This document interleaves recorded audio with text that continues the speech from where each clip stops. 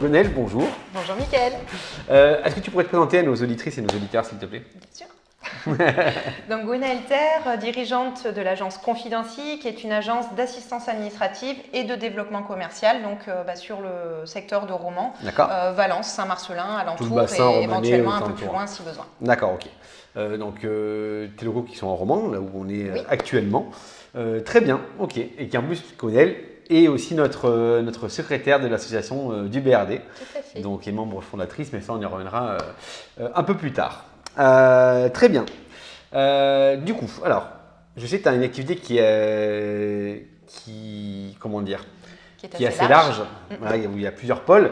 Oui. On va faire un petit peu le point de tout ça. Oui. Est-ce que tu pourrais déjà nous résumer un petit peu ces différents pôles que tu utilises, Oui. Donc du coup, dans ces différents pôles, en fait, j'ai développé donc des prestations en fonction des compétences que j'avais développées dans mon expérience professionnelle passée. En l'occurrence, 12 années en banque assurance. Des diplômes aussi en gestion d'entreprise, finance, comptabilité, etc. Donc j'ai voulu vraiment me servir un petit peu de tout ce panel de compétences que j'avais développé pour rendre service à mes clients, mais aller vraiment au-delà de l'assistance administrative classique, je dirais, en développant donc des prestations un peu plus poussées en fait, qui vont vraiment partir sur du développement d'activités pour mes clients. D'accord. Okay. Voilà. Donc du coup, mon premier pôle, ça va vraiment être l'assistance administrative donc de base, où le professionnel a une problématique, je vais y répondre. Soit j'y réponds moi toute seule parce que j'en ai les compétences. Ou parce que je peux les acquérir rapidement, soit éventuellement j'ai développé pas mal de petits partenariats avec des professionnels quand même sélectionnés correctement, que je sélectionne avec le temps et qui eux vont pouvoir intervenir pour venir compléter mes propres compétences. Le but étant que le client ait toujours une prestation vraiment de qualité et que je n'intervienne pas sur des sujets que je ne maîtrise pas en totalité. Voilà. D'accord, on va sur tout ce qui est l'assistanat administratif. Voilà. Ça va permettre donc aux professionnels, donc j'imagine peut-être plus PME, PMI, TPE. Donc TPE, PME, artisans, commerçants, etc. Qui veulent externaliser la globalité ou une partie. Il y a plusieurs cas de figure. Soit on va avoir un professionnel en face de nous qui n'a pas la capacité et en termes de place et en structure d'entreprise et financier de pouvoir embaucher quelqu'un à plein temps ou qui n'a pas la masse de travail aussi pour embaucher quelqu'un ne serait-ce qu'à mi-temps et qu'il a un petit besoin de quelques heures par semaine ou par mois, etc. Et puis il y a les professionnels aussi qui ne veulent absolument pas entendre parler de l'embauche, qui ne veulent pas s'enquiquiner en fait, avec des équipes et qui vont préférer externaliser avec une personne. D'accord. Donc là, pour toute la partie vraiment assistanat administratif. Voilà, vraiment administratif. Donc, en fonction des professionnels de leur activité, je peux faire des choses complètement différentes parce que forcément, je ne vais pas faire la même chose pour un artisan plombier que pour un centre de formation ou un agent immobilier, ou des choses comme ça.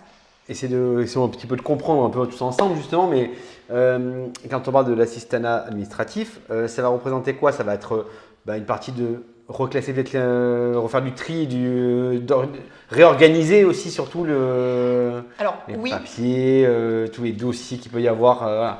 Oui, mais pas que. Oui. Voilà, donc l'organisation quotidienne, les documents quotidiens, devis, factures, papiers reçus, où ça se classe, etc. Il faut payer telle facture, etc. Ça, forcément, je sais faire.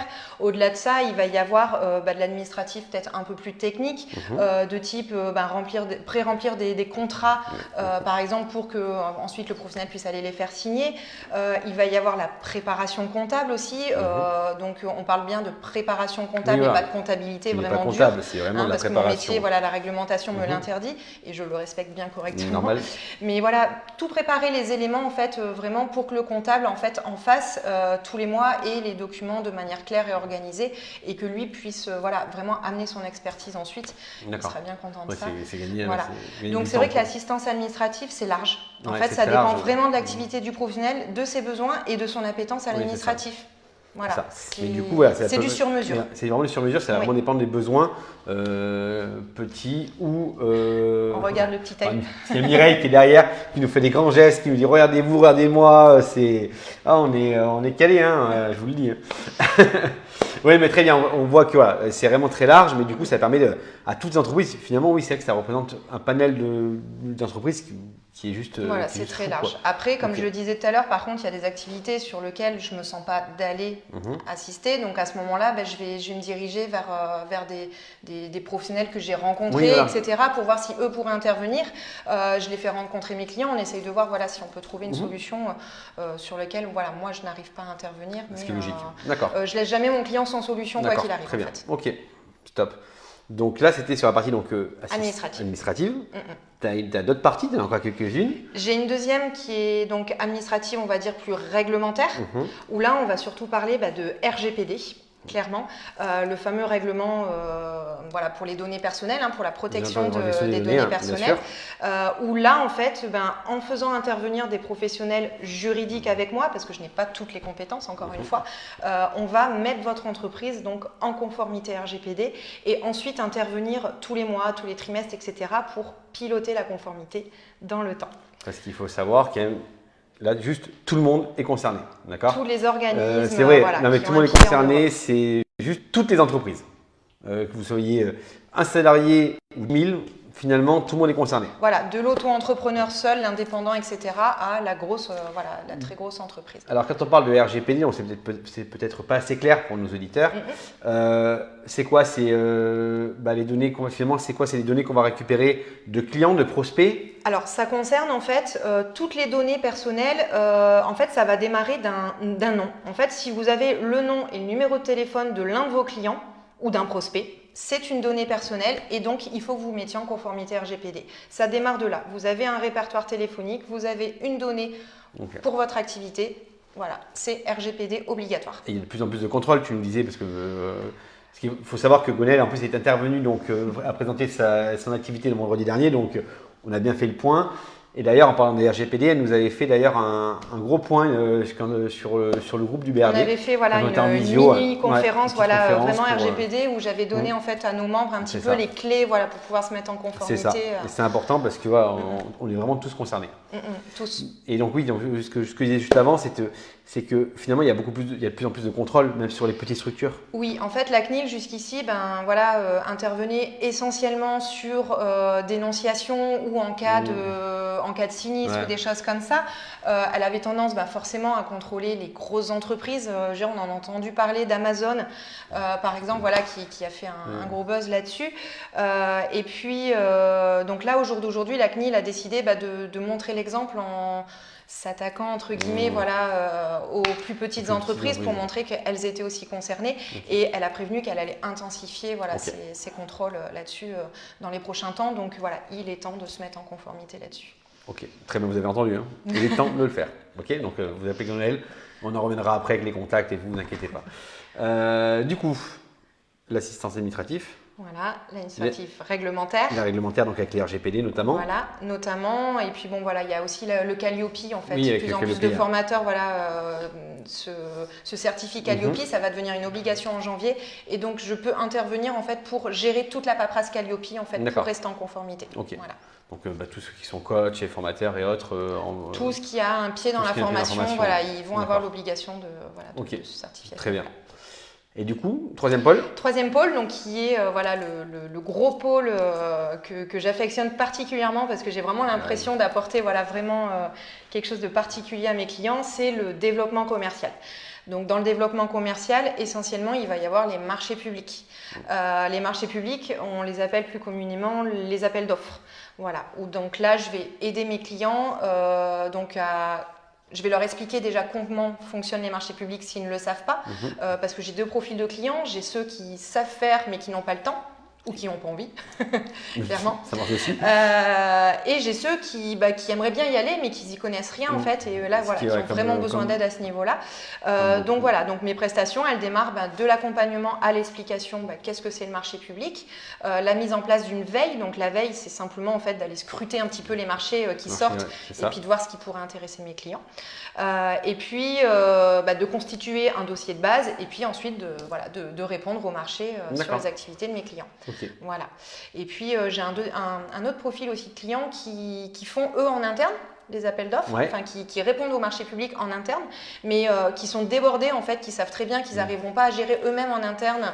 Donc qu'ils externalisent une partie de... Alors en fait, je vais chez eux et puis j'aide leur assistante en fait à bidouiller tous les documents. Tout ça, forcément. Ok, d'accord, très bien. Donc oui, donc c'est vrai que c'est déjà on est déjà pas mal complet, mais je sais qu'il en manque encore. Il en manque encore. Et la gestion locative, ce qui est essentiel. Alors la gestion locative, donc ça c'était plus dans la partie assistance administrative. J'ai tendance à la laisser un peu de côté en ce moment parce que j'ai demandé ma certification, une carte professionnelle que j'ai obtenue, ça y est. Voilà, donc j'avais tendance à moins en parler en ce moment, parce que j'attendais vraiment d'avoir cette carte professionnelle. Non pas que j'en ai besoin parce qu'au vu des prestations que je propose, je n'en avais pas besoin, mais j'ai eu des retours de professionnels de l'immobilier qui me disaient attention Gwen, attention à ne pas être embêté, etc. Donc j'ai préféré stopper par acquis de conscience. J'ai demandé ma carte professionnelle, donc là ça y est, je l'ai obtenue, donc je vais pouvoir redonner un petit coup de bon bout sur cette prestation-là. Mais en attendant, j'avais tendance à un peu la laisser de côté, donc c'est pour ça que j'en ai pas parlé tout à l'heure. D'accord, très bien.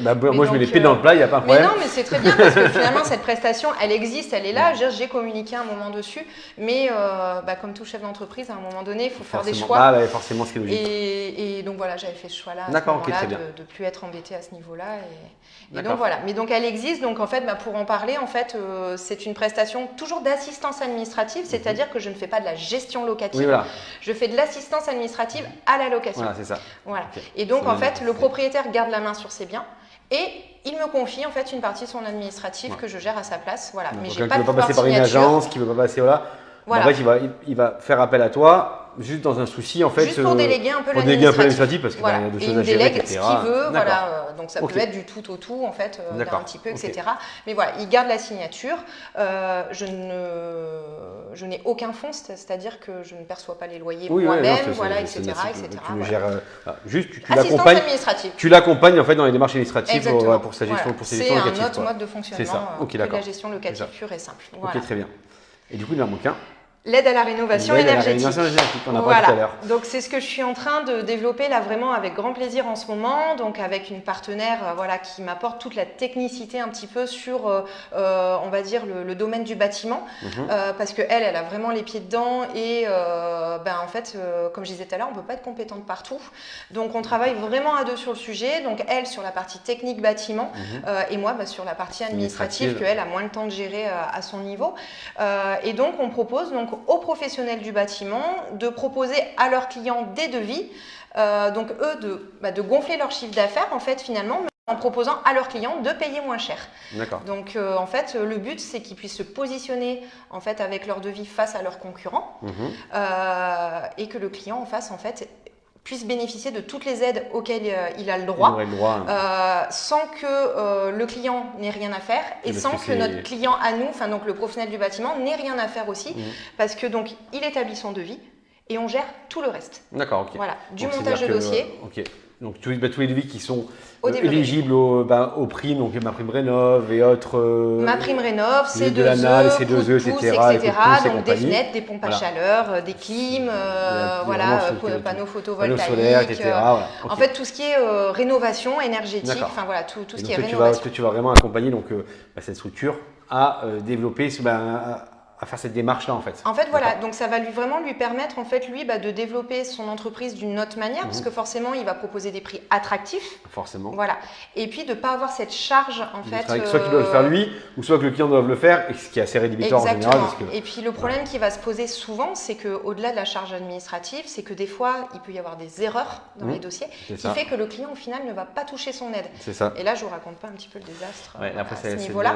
Donc là nous en fait on apporte vraiment un gage de qualité là-dessus. là-dessus, c'est-à-dire que ma partenaire est mandataire chez les différents organismes énergétiques et donc voilà, c'est un sujet qu'elle maîtrise vraiment sur le bout des doigts et voilà, il y a très peu d'erreurs possibles si ce n'est voilà, je dis pas zéro erreur parce qu'on est tous humains et que ça peut arriver. Mais après voilà. c'est géré, etc. Donc oui, celui qui fait rien, qui n'y arrive rien. C'est ça, mais ça arrive pour tout le monde dans son métier. Donc, voilà, ok, d'accord, très bien. Ok, oui, donc effectivement, on a un panel qui est quand même assez large, qui concerne essentiellement, comme on le disait, donc, les TPE, PME, PMI et tout ce qui est artisan, tout ce qui est de l'artisanat, commerçant, etc. Donc c'est un panel assez large pour externaliser donc, des demandes partielles ou complètes, soit administratives, soit de développement commercial. Ou de mise en conformité. Mise en conformité RGPD. Et après, derrière, pour là, ça va vraiment concerner que les commerçants, les artisans RGE, du coup, pour le coup. Oui. Parce qu'il faut qu'ils soient responsables garants des Qualibat. Et responsable, c'est quoi? C'est responsable et garant de l'environnement, c'est ça? Je crois le RGE. Oui. Ouais. Non, mais je suis pas loin. Hein. Et du coup, voilà, pour leur démarche, toutes les démarches administratives au niveau des aides. Exactement. Ok, très bien. Et une petite chose aussi, c'est que si le professionnel n'a pas encore sa qualification, justement Qualibat RGE, on peut aussi les accompagner dans cette démarche pour qu'elle soit la moins lourde possible. Forcément, on ne pourra pas les passer la formation à leur place, mais par contre, on leur mâche le travail au possible pour qu'ils aient le moins de choses à faire. En fait, le but, c'est vraiment que qu'ils puissent voir cette opportunité en fait des aides à la rénovation énergétique, mais sans que ça pèse en fait sur leur emploi du temps ou voilà sur leur paperasse. D'accord, très bien. Bon, écoutez, j'espère que vous avez bien tout suivi, parce qu'il y avait pas mal de choses à dire, et là, c'était important. important. Non, mais très bien. Bon, écoute, on en a appris pas mal quand même sur ton entreprise, sur le Confidency. Qui a l'air Confidency, on revient un peu en arrière, mais qui a été créé en mars 2020. Mars 2020, oui. D'accord. Ah oui, en plein confinement, quoi. Toi, t'es arrivé en plein dedans, quoi. Voilà, création de l'entreprise le 2 mars, et puis confinement le 16, le 17. Le 17. Voilà. Okay. Donc, sachant que j'avais démarré ma prospection un petit peu avant, voilà, dans les réseaux, justement. Bien sûr. Voilà. Et puis, tu jouis d'une expérience de combien, on avait dit? 12 années en banque, c'est ça que tu cherches? Voilà. Oui, voilà, j'ai une expérience banque-assurance assez importante. Et puis, plus les diplômes qui vont avec, qui m'avaient déjà mis des pieds dans des entreprises, etc. Donc, voilà. Ok, d'accord. Bon, c'est top. Beau bagage. Beau bagage. Et puis, écoute, c'est une bonne continuation par rapport à ça. En tout cas, déjà, on en sait plus sur Confidency. On va parler un petit peu du BRD. Oui. Parce que c'est ce qui nous fait nous retrouver aujourd'hui. Le BRD, donc Gwenaëlle, qui est donc la secrétaire du BRD. Tout à fait. J'ai spoilé un petit peu le truc avant, mais voilà. Membre aussi fondatrice, parce que tu fais partie du groupe fondateur de l'association du début d'année. Donc, puisque on résume aussi, mais avant donc on était on était sous la coupole d'un autre réseau. Finalement, on a décidé de se mettre un truc qui nous ressemblait vraiment plus à nous. Qui ressemblait surtout en fait un peu plus à l'image romanée en fait. Vraiment, enfin romanaise, pardon. Voilà. Oui, Mireille, on regarde on regarde la vidéo, Mireille. On regarde la vidéo, Mireille. Voilà, donc en fait, l'idée en fait, l'histoire un petit peu en fait, c'est que début 2020, on avait lancé un nouveau groupe donc de business sur Romans, donc qui était appelé autrement à l'époque. Et puis le temps passant, etc. En fait, et puis faut dire ce qu'il y a, cette période Covid il y a eu plein de choses, il y a eu des contextes et compagnie. Il y a eu un engrenage en fait de plein de petites choses qui a fait que on a vraiment eu l'envie de lancer une association avec notre propre identité romanaise. Donc chose qu'on a fait donc à 20 parce que tu en faisais partie finalement. Voilà, donc à 20 on a lancé cette belle association au mois de février. On était 18-20, c'est ça On était 20, on en a perdu 2 en route, mais pour des raisons pas forcément qui voulaient quitter le groupe. Non, mais c'est juste que ça crée des conflits dans les dates de nos réunions en fait. C'est ça, techniquement ça collait plus, donc et puis on a lancé notre beau BRD au mois de février. On est Tu devrais savoir, tu étais la secrétaire du BRD, donc tu devrais tout savoir. Ça change toutes les semaines. Ça change tout le temps, c'est ça.